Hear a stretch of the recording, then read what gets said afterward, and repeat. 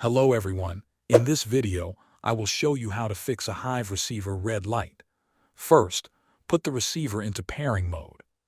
Locate the central heating, or CH, button on the bottom right of the Hive Receiver. Press and hold the button until the status light starts flashing pink and amber.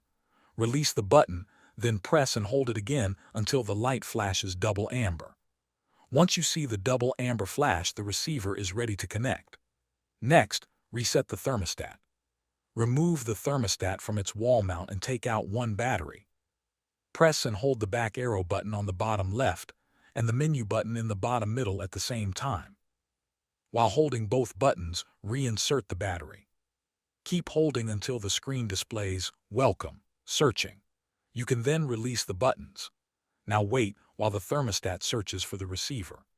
After a short time, it should reconnect automatically. When the connection is successful, the thermostat will stop searching and display the current room temperature. Finally, test the connection. Increase the target temperature on the thermostat and check the receiver. Thanks for watching.